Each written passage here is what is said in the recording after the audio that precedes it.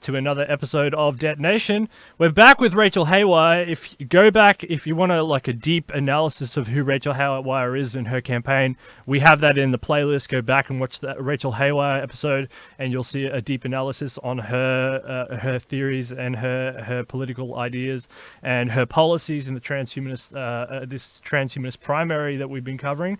But hello, Rachel. Welcome back, because we've got you back because there's controversy bubbling up here in the primary. It's all happening. Oh, no. I know. Just before I ask you any of these questions, though, the clock in the graphic, the clock is counting down to the end of member registration. So if you want to be eligible to vote for any of these candidates that we've been covering, make sure you get in before that clock there reaches 0 hour, because then you'll be locked out. So Gennady is actually coming on tomorrow. He's going to be giving us a membership overview. We're going to go through a few different things like how to sign up as a member and what to do, and some of the frequently asked questions, etc. And we'll be going through that with Gennady tomorrow. But for now, we have to address a bunch of controversy. Before we do that, I'll just remind people who Rachel Haywire is. So she's a transhumanist party presidential candidate for in the primary. Her Beyond the Center is her campaign slogan. She's a futurist and industrial musician. She wrote a book called The New Art Right. She has a big campaign platform premise, which is the national futurism. She's big on transgressive arts. She's completed a fantastic event called the Extreme Futurist Festival. She knocked that out of the park in 2011. CEO of Avant Design. Trigger warning. She's got a huge website there full of great content. Trigger warning, and a whole bunch of other stuff. Her platform, which she would like to front when she becomes a president, includes life extension for all humans, public education on transhumanism, a UBI of $2,000 a month for every citizen in the United States, legal protections for cryonic patients, an end to overseas intervention, restrictions on imperialist global trade, decriminalization of all non-lethal substances, funding for MDMA and LSD therapeutic remedies, release of all non-violent drug offenders and sex workers from prison, better jobs and pay for the working class Americans, medical insurance of freelancers in the gig economy, cryptocurrency, healthcare options for specialized treatments, funding for the transgressive arts, and greater awareness on neurodiversity. Welcome back to Detonation, Rachel Haywire. Hey, thanks for having me back. No problem. So let's get into this controversy. The controversy surrounds bikini pictures. I'm still waiting to see the bikini pictures. I have not seen them yet, but if anybody has, please send them to me, because a lot of people have been asking me where they can find them. So do you think this is a real thing to argue? Because you wrote here, I knew this is what Ben said, and you reprinted in your blog. I knew from the second I entered this race that Rachel Haywire and her bikini photos would probably beat me. So he's saying, you know. So why did you write that? Why do you think that's important? Why is he baiting you? I just thought it was a funny comment. I think he's looking for attention because nobody cares about him. That's it? I think he wants attention. Nobody's been paying attention to his campaign. Right. Well, do you think, he has been doing a lot of interviews with different people. Do you think that is an indication that certain people are looking into his campaign? I mean, because he's accusing you of not doing many of these interviews and kind of skirting around some of the policy issues. That's absurd. I've been doing a lot of interviews. I've been talking about my policies for the past few months that I've been campaigning. He's making this stuff up. I don't know where he's getting any of these ideas. I might not be doing the same interviews that he's doing, but he's just making stuff up. You call him. I don't know why he feels the need to do that, but it's. I'm waiting to see the bikini photos. If you've got them, send them over.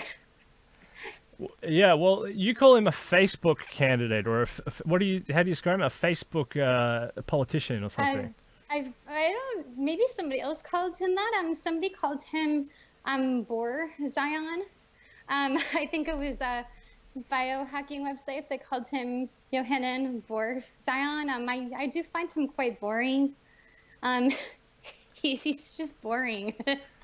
But if someone's boring but they have good ideas, should that be a qualification factor? Like, you know what I mean? If they can't deliver their message but they have a lot to say, is that good or is that bad? Like, because you're obviously your whole ethos is art. It's design. It's art. It's pushing way beyond what the limits of human creativity can reach, and you go beyond that. Is it because his is a very linguistic, very hard line, serious-minded, hard factual, and yours is a very creative approach? Are these two approaches just not seeing eye to eye? Is that what's going on? You're actually expressing the two different realities of what you're trying to achieve in just two very different ways, and they can't see eye to eye. Is that what's going on? I think it takes all types. There's nothing wrong with people that are focused on policy. I'm focused on policy myself. I've outlined my policies very clear on my platform, which you can see on the Transhumanist Policy website. You can check out various videos of mine in which I outline my policies. I'm very focused on policy, and I'm happy to discuss my policies with anyone who wants to discuss them.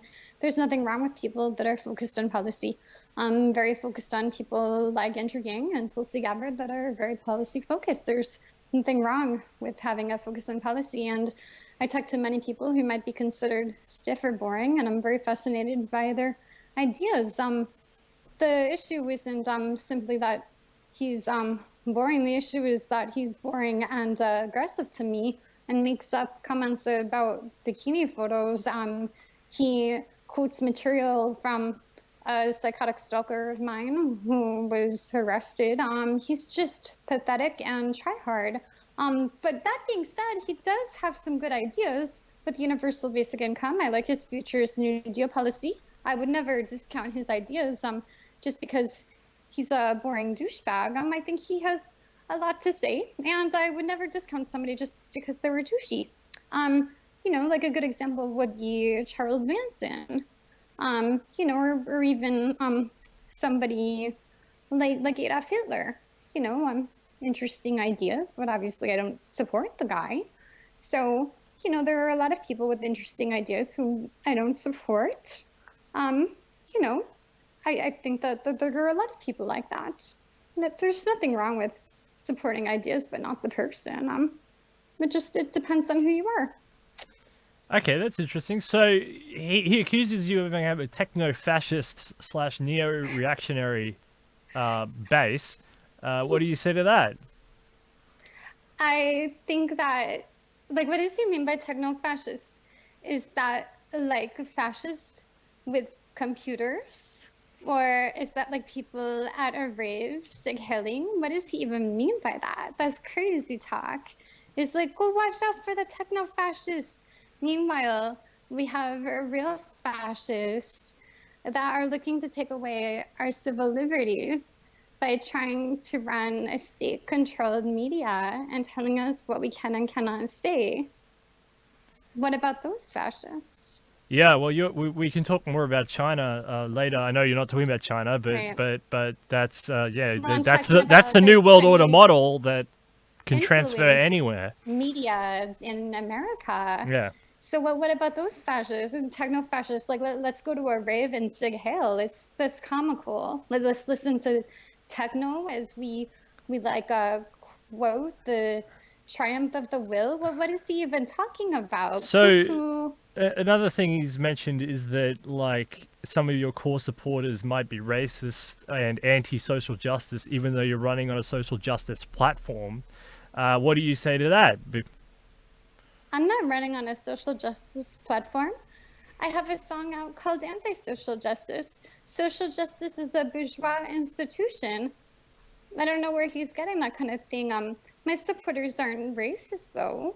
My supporters believe in universal basic income. We believe in universal basic income of people of all classes, despite what their views are. So I don't even know what kind of language that is. I don't speak in those terms. I asked him if not you, but in general, if the candidate is responsible for their supporters, and he said yes. He said you are responsible for the company you keep. What do you say? Do you think you are responsible for the company you keep in terms of your supporters? And I used the word supporters. I didn't say core supporters. I just said supporters. And like, is Donald Trump responsible for every single supporter of his? Do you understand what I mean? What do you say to that question? No, I have supporters on the far left and the far right and the center left and the center right. What unites my supporters is that they want to go beyond our current state. I would never reject a supporter based on their views, race, class, or opinion. I have supporters that are trans. I have supporters that believe in traditional marriage. As long as my supporters are nice to each other, I welcome them. I do have a problem with supporters that are very anti-trans because they're rude to me because I don't conform to traditionalist behavior. I mean, I had somebody who I thought was a supporter of mine. They were really nasty to me because they're like, you look like a degenerate fucking transsexual freak. And I'm like, well, that's not cool. So I had a hardline stance. And I said, like, if you hate trans people, I don't want your vote. I took a hardline stance against that. But I wouldn't turn somebody away just because they supported like traditional marriage or something like that. As long as they're not going to like disrespect my trans friends, you know, like as long as you're not going to attack my Black friends, I don't care what your views are. I don't care if you're rich or poor. As long as you want to transcend this human state, you're welcome to be a part of my campaign. Transhumanism is for everybody. He implied, quote unquote, that you were engaging in a quote unquote shakedown of the Transhumanist Party, basically saying that you've come out of nowhere, you're now running as a candidate, and there was a little incident with a plane ticket.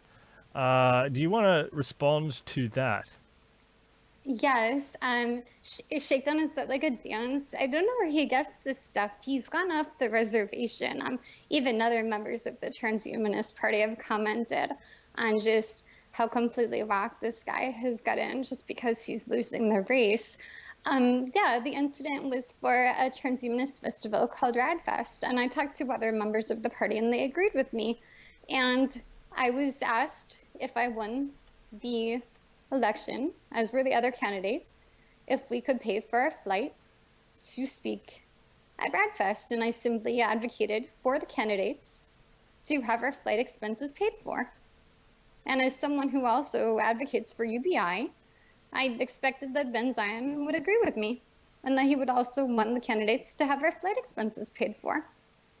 I offered, you know, that if we couldn't have our flight expenses paid for, that I could appear through video conference. I mean, I thought that he would agree with me. You know, Charles had no problem with that. I was advocating for the candidates. I'm a populist candidate. It seemed reasonable to have the party cover our flight expenses. That was all that it was about. I spoke to people inside the party, and they fully agreed that it was reasonable for the party to cover our flight expenses. But for Zion took a big issue with it. He was grasping for straws.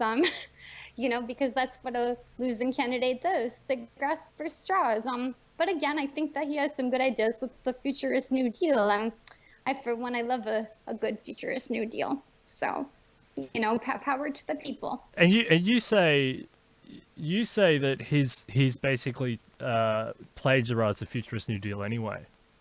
That's been your argument. I mean, the first time I heard the Futurist New Deal, it was from a band called 32 Crash that was a Front 242 side project. Right.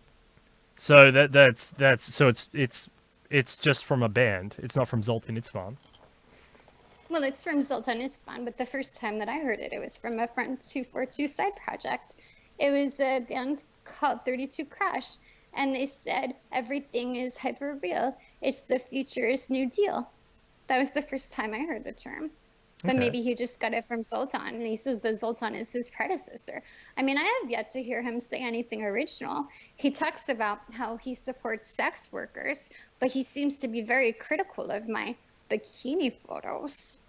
I mean, what's going on with that? Well, he did. I He don't did. have He that. did mention that he's libertarian on that issue. He doesn't care, but he can't compete with it basically as a guy because eyeballs. Right. So let's talk about that. I mean, because you told me that he had said some negative things about what is it? He was accusing me of being. Can you tell me those remarks? What What was that? techno fascist? But what was it he said about me being an alleged sex worker? Oh yeah, there was something about a sex worker. I'm not sure. Okay, You well, I just want to clarify.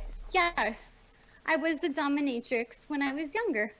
I had no problem with it at all. I was also a fetish model, and I advocate for bringing sex workers out of prison to fund universal basic income. That's a major part of my platform.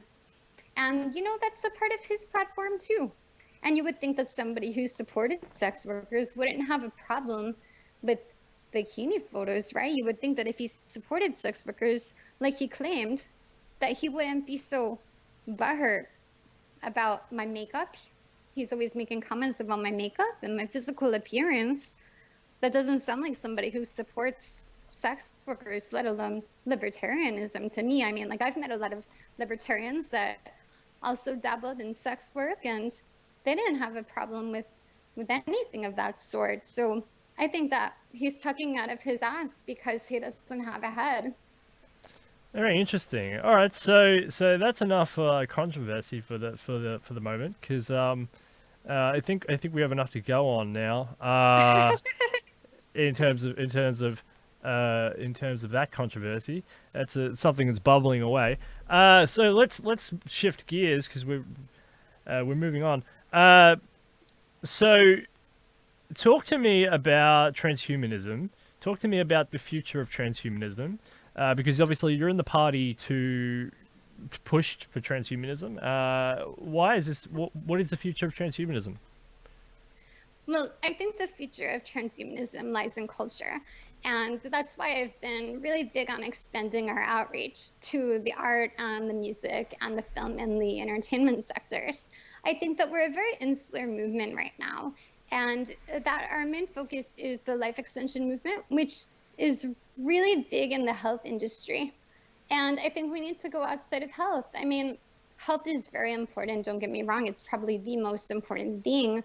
But if we don't go outside of health and reach the wider culture, what are we really besides a branch of health? I think we need to reach the youth. That's why I advocate for public education on transhumanism. And that's why I advocate for funding of the transgressive arts. I want to see video games about transhumanism. I want to see virtual reality simulations in which people can engage with higher levels of their consciousness. And I want to see a new entertainment industry in which people can engage with these higher levels of their minds.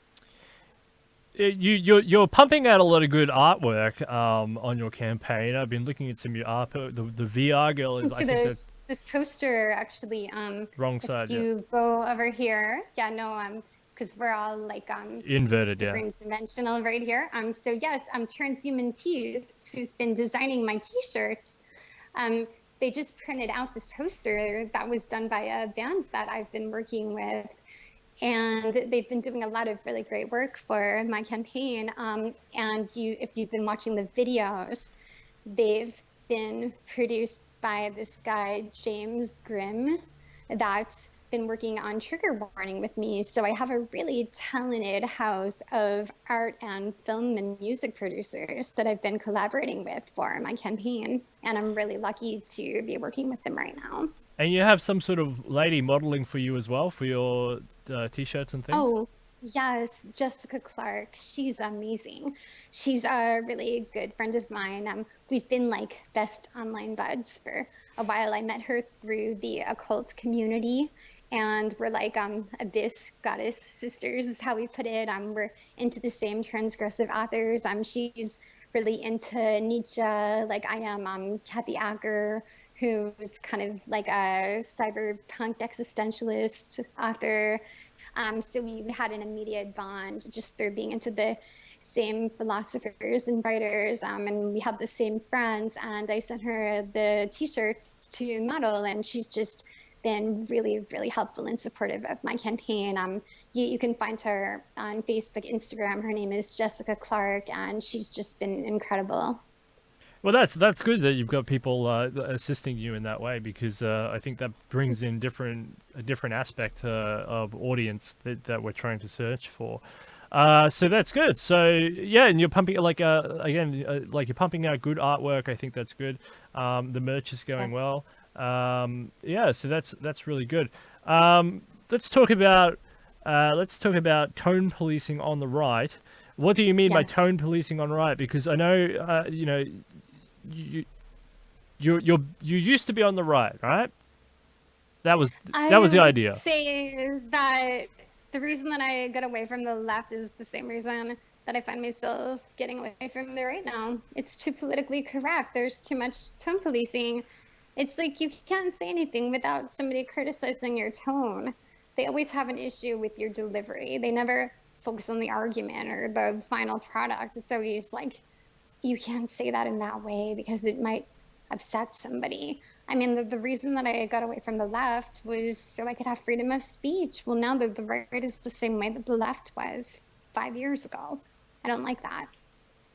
There are always these gatekeepers saying, well, you can't say that. You can't like emote that. Tone it down. Tone it down. Well, maybe they should tone it down. Who are the gatekeepers? Are they traditionally the gatekeepers were radio, newspaper, then they moved to TV. Where and who are the gatekeepers nowadays? Are they YouTube stars?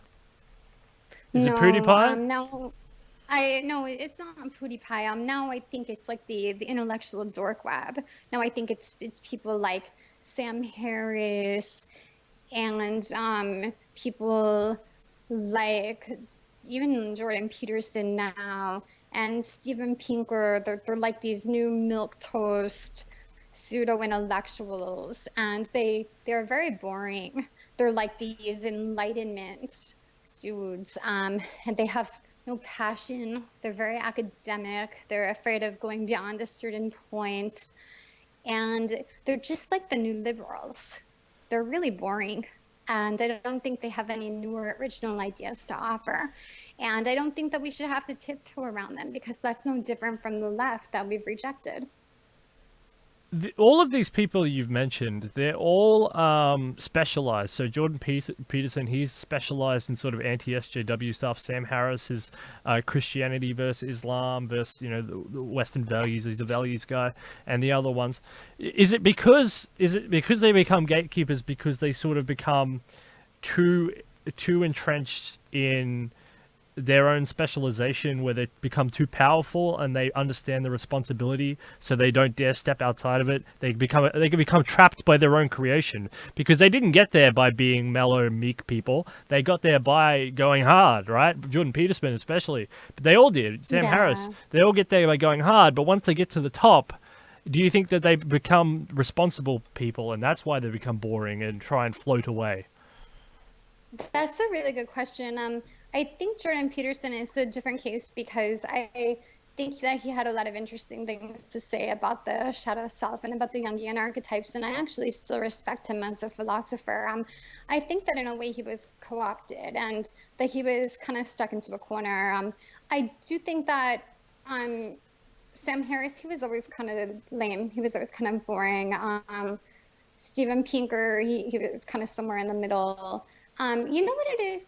These guys, they really haven't lived a very exciting life. They've always been tenured academics. Even Jordan Peterson, though he's the more interesting of the three, they haven't really lived a life that gives them the street credentials of some of the more interesting YouTube creators that are, I guess, more edgy, so to speak. And I think that their obsession with tone policing has pushed the more interesting creators off of the map. Not to say that some of these creators aren't crass and vulgar, but I think that maybe there's a middle ground that, we're just not seeing right now. And I'm not saying support disgusting racist or anything like that. I'm just saying that maybe some voices aren't being heard because these people have too much power right now, and maybe these voices can be heard.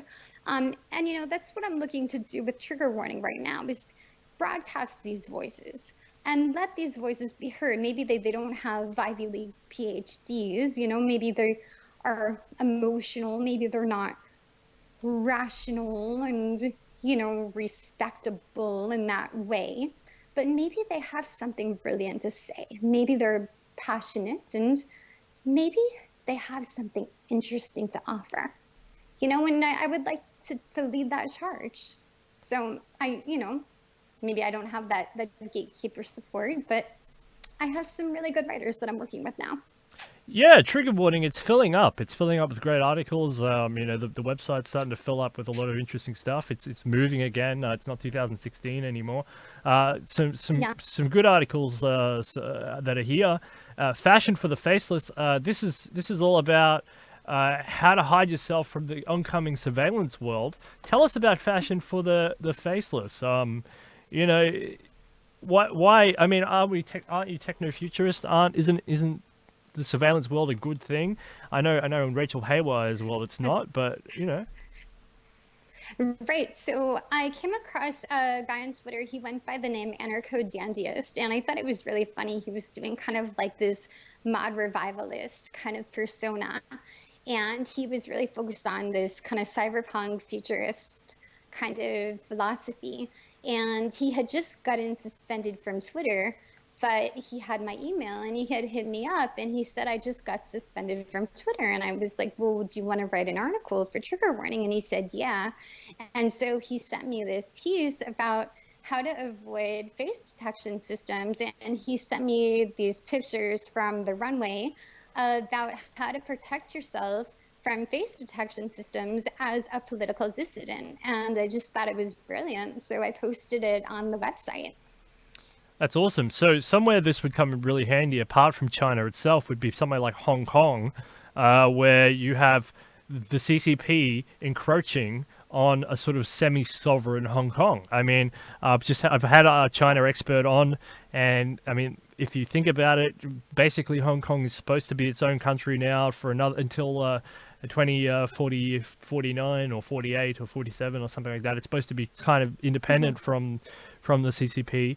But with this new extradition law treaty, they're trying to make it that if you are a Hong Kong citizen and you're accused of a crime from Beijing, you can be pulled out of that country and put into China and dealt under Chinese national law, which basically makes China the ruler. Now, we know that China has a surveillance state, a super surveillance state. They have tracking everybody. They keep a social credit system. They put your name on a ABC chart and rank you in order of how good of a citizen you are. And it's very dystopian 1984 Orwell stuff. So this might come handy for people in Hong Kong, unfortunately. Even though, have you thought about getting it translated?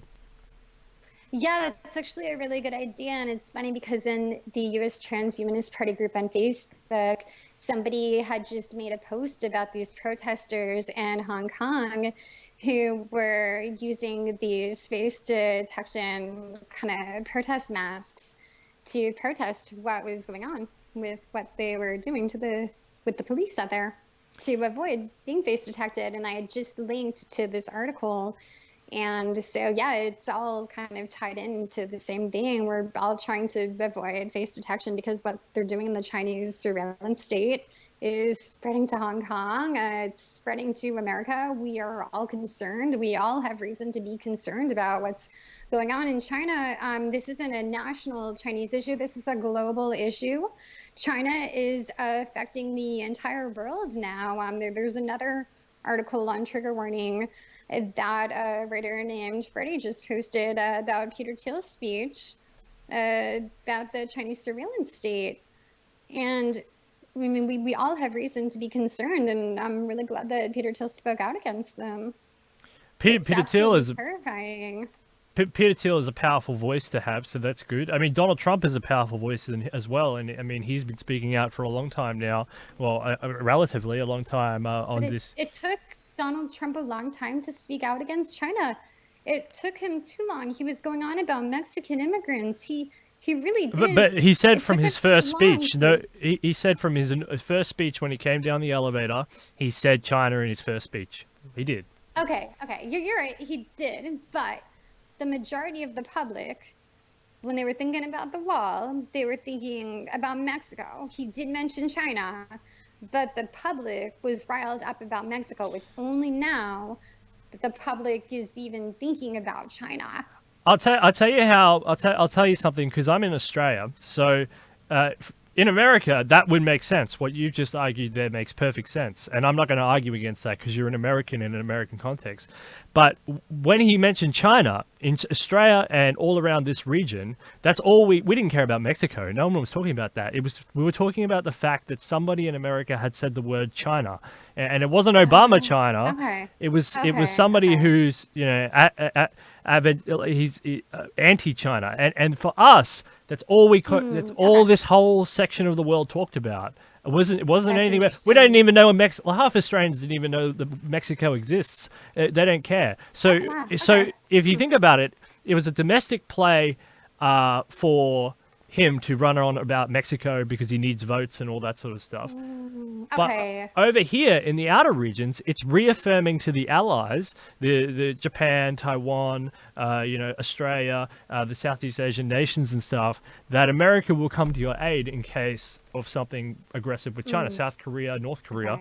Okay. So he didn't need to mention it more than once. So in our heads, in the people out here on the front line, in our heads, that was a huge light. We all went, wow, someone actually mentioned the word China. Wow, this is a really game changer. And that's all we talked about, all in this whole region here. And this region over here has the majority of the people in the world. We've got more than 3 billion people or something. So, but in America, even if you were talking about Mexico, we all know that was a false. That was a furphy. That was So you guys are playing for the chess and were you eating McDonald's? no. It's just like geopolitical consequence. Like No, see, that's really interesting to hear that from you, because there is something to be said about America being really sucked into its own vortex and only understanding a very base level of politics where other nations are analyzing things from a more strategic global level. I definitely do see that here. And we are a very populous country, so I definitely do understand what you're saying there, and it's interesting to hear you phrase it like that. yeah, because it was just because like while in America, for example, your media would have been saturated wall to wall with the Trump wall and Mexico. Ours was Right. Trump, Okay. China, Trump, China. That's all. That's Okay. all Japan talked about. That's all Taiwan talked about. That's all. No, because- no one cared about Mexico. Okay. Yeah, no, that makes sense, because like you guys over there have been dealing with the Chinese threat for a more close scale for a lot longer, where in America, like we've had it more in California on a closer scale, but people who haven't lived in California, that haven't really faced the Chinese threat as long as we have, don't even know about it, and still don't know about it. I mean, the majority of people in America are still ignorant of the Chinese threat. They still have no idea about it. They're like, China, yeah, that's where we get all our technology from. They still have no idea. So China, yeah. China doesn't produce technology. They just steal the technology. Yeah, That's but all they I do. mean, who knows that here? They're like, well, we're in Mexico. We got to start Mexico. So yeah, so we're still catching up to you guys. Yeah, it's just geopolitics. It's a relative place in the world. And then about halfway through last year, October something, about this time last year, a bit later maybe, Hillary Clinton landed, and she gave us a big rap over the knuckles and said, you have to watch out for the China threat. She gave us a huge lecture on the China threat, Right. which is extremely Yeah. interesting because a lot of our older politicians from the 80s, 70s, and 90s even were starting to be wary of the United States, especially because they didn't like Trump. They don't think, so they were saying, Yeah. well, why do we put so much faith in the United States? They want to build military bases here in Darwin. I don't like Sure, China. sure. I don't like America so much. And Hillary had to come in and stop that old guard from and say, hey, actually, we want to build a military base. We want to build the continued investments in space technology, and that we're now we're building Right. building a bunch of space technology and worldwide communications infrastructure and other things here in Australia, and that was part of the plot. And Hillary came down and gave us a rap over the knuckles for getting too close to China. But we have no because we have to balance security. We have to balance security, which is the United States over there, and we have to balance our economy, because if China goes down, our economy is gone. So it's very difficult for us because we're stuck between a rock and a hard place. That makes sense. Yeah, they are definitely good at this 4D chess game, to put it lightly. Yeah, so and China would love to get into Australia and do surveillance networking and all that, and I already have started, and it's why the Huawei, the phone tech companies are so big. So look, I commend Peter Thiel and anybody else who's talking about this, and thank you very much for publishing that and getting that out there, because for us here in Australia, we are getting quite desperate. I do not agree with Ben Zion on this, because he calls me a China hawk essentially, but that's because he is there in America. He is behind the wall of the United States, and it's very easy to feel safe over there. But we are right here on the front line, exposed to the whole thing. Hey, so there was another article that was really interesting. When robot calls you a bot on Twitter, does your account get banned? This is really interesting. So yeah, go on about that. It does get banned. So this was really bizarre. The trigger warning account on Twitter had gotten temporarily suspended because it was accused of being a robot, and me and my co-editor had attempted to get it back, and we had used two-factor authentication. I'd verified the email address and verified the password, but apparently that was not enough, because they had asked for my old phone number that I had used 5 years ago, which I no longer had. Obviously, I couldn't register my old phone number again. So I contacted every friend that I had and asked if they had any friends that worked at Twitter, and pretty much nobody did. Eventually, I found two friends that had friends that worked at Twitter, and then they contacted their friends that worked at Twitter to contact their friends that worked at Twitter. And after 10 days, our account was finally restored. And I was really scared that we were going to lose the account forever. And this is trigger warning. It's not like trigger warning 1 or like trigger hyphen warning. This is like trigger warning, and we thought we weren't going to get the account back ever. We did not reach a live person, not even once. We opened 5 support tickets. We tried contacting their support forms. I talked to several Twitter employees after it finally reached humans, and they apologized on behalf of Twitter, making comments like, "We're sorry that our support team is so crappy. This is typical for Twitter. Jack is very bad at his job." The whole thing was a disaster. So we just figured we're going to write an article about it. This is so absurd. Like, we're just going to write an article about it. My co-editor, Freddie, he wrote this article about how bad Twitter's reporting and restoration system is. And the answer is yes. When a robot calls you a bot on Twitter, your account does get banned. And so we showed the reader what it was like to be accused of being a bot, and what happens. And basically what it comes down to is that Twitter is a very archaic business, and that you shouldn't be using people's old phone numbers to restore accounts. I mean, you might as well rely on a fax machine. People change their phone numbers all the time. People move, they change area codes. And not only that, but not everybody wants to give their phone number out. I mean, we live in the country where people get banned for their opinions. They lose their jobs for their views. If you're not polite and respectable, you might risk your livelihood. It's not always something you want to do, giving your phone number out. So if you are accused of being a bot and you don't have your phone number on record, you might lose your account forever.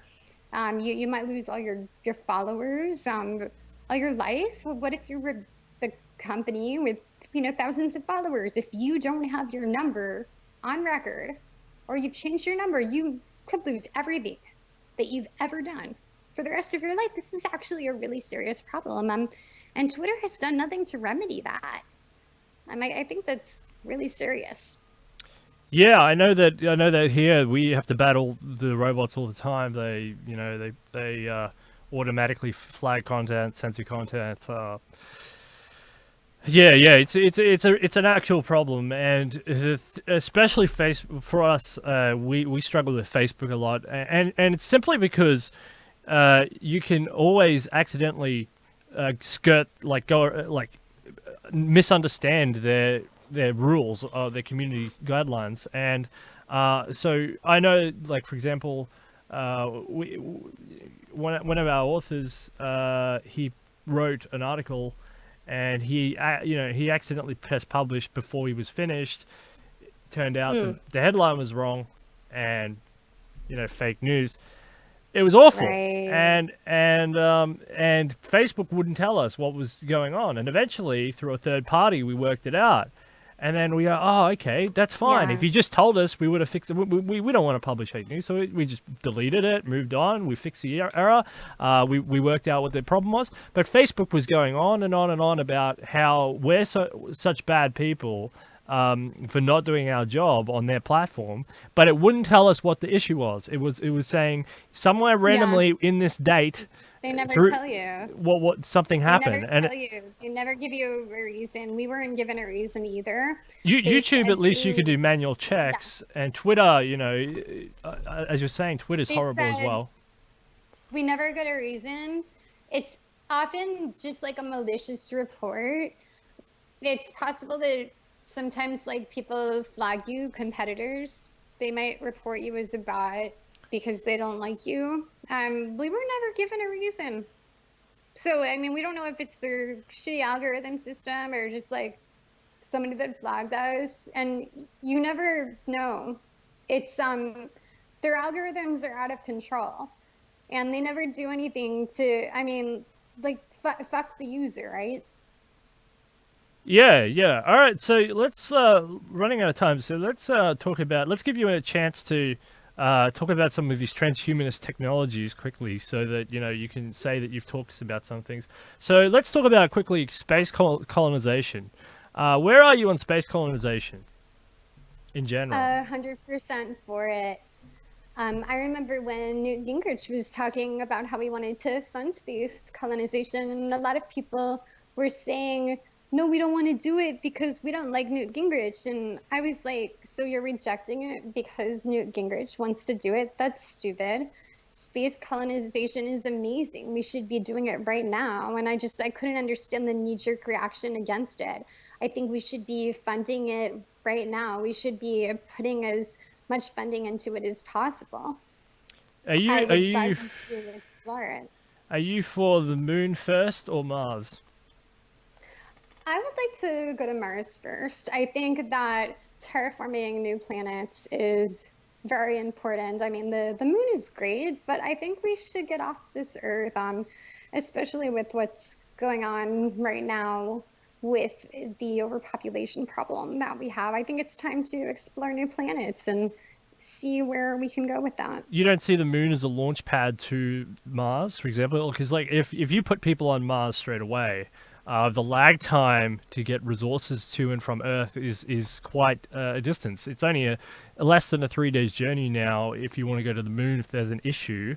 Do you think there's not security and concerns around a Mars first approach? Well, my campaign slogan is "Go all the way." I would love to have the moon as a launch pad, but I think we should go all the way. I think we should go to Mars first. Elon Musk agrees with you 100%. I'm in favor personally. This doesn't matter, but I'm in favor of actually moon first. I think the moon is much better. I think there's. Well, I mean, as they say on the internet, why not both? Well, that's Gennadi's approach. He says that just do everything quickly. I'm gonna go with that also. Yeah, why not both? What do you think about a space elevator? Do you like the idea? Do you think there's enough money going into it? Do you think that America should catch up because it's lagging behind?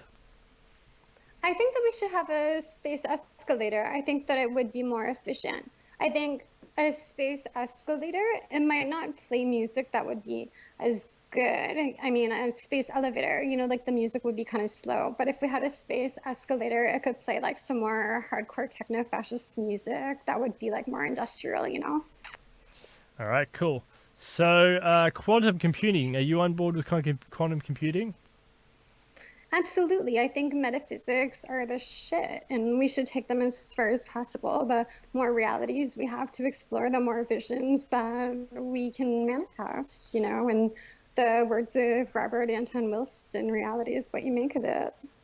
Yeah, so one of the issues with quantum computing that they say is once you undo quantum computing, it's going to be able to compute and calculate all of the factors. So security algorithms, say within a bank or something, is going to become irrelevant in a second. Nuclear codes become irrelevant in a second because the computers will be able to do quadrillions of calculations per second, and they'll be able to unlock a lot of those highly encrypted highly encrypted security barriers. Is that a worry for you? No, I think if we're going to live in one simulation, we might as well live in millions of simulations. We might as well have as many simulations as possible. Why stop at one? Augmented virtual reality. I know you're big on this, and we've talked about this a fair bit. Religions, cults, all the other, cults.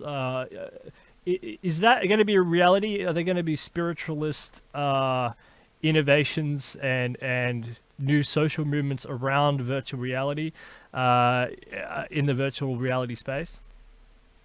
Yes, I think that we're going to have a classical futurism, national futurism, if you will. We're going to have a DIY cult kind of neo-feudal enterprise kind of art scene where everybody's going to be a guru of their own VR universe. And I think it's going to be incredible. I encourage every artist to start their own cult in hyperspace.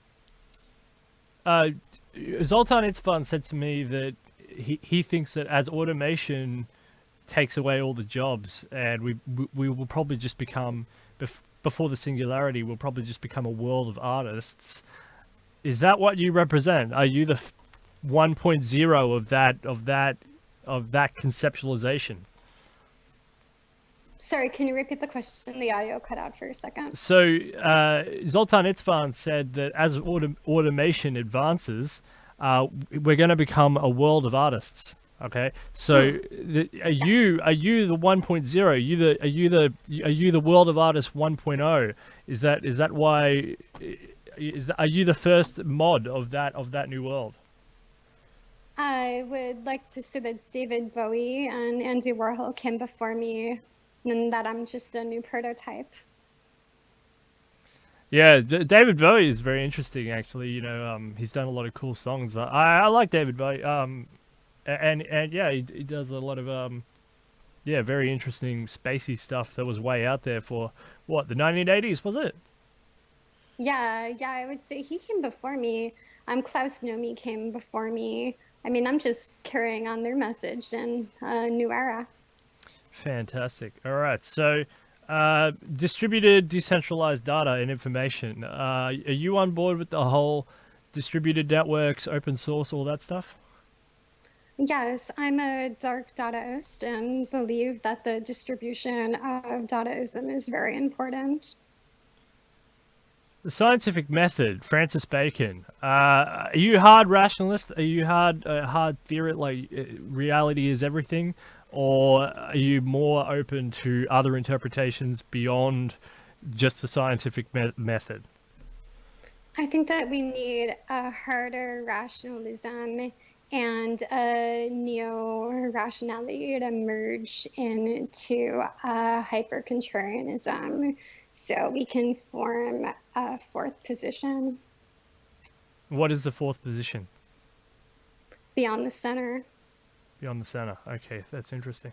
Yeah, so you agree with the multiplanetary species? That's good with the whole space thing. I'm going to talk to a Christian a Christian transhumanist pastor. He just did a Aubrey de Grey one. Do you Oh, think great. that religion and transhumanism can intersect and work together, or do you think they're antithetical? I'd say that transhumanism is the final religion. Define a religion. So you think transhumanism is a religion? Would you define it It as a religion? is the final religion. It's when all the religions kind of converge into one omega point. And what does that omega point look like? The Homo superior, the Ubermensch. Yeah, that's really interesting. Well, that's good. So let's finish off with how you've been campaigning in the last 10 minutes. So tell us what your strategy has been, how you're campaigning, and all the other cool things that are going on with your campaign. As I said, you've been doing lots of artwork. You've done a few videos. So yeah, some interviews. You said you've done interviews. So tell us your Yeah. campaigning methods, strategies, and all the other things. Sure. Well, I did an interview with MIT Technology Review, which was really fun. That's going to be coming out in August. I've been working with James Grimm from Trigger Warning on a lot of video work. You can check it out on my channel. It's really sweet. We just released one 2 days ago.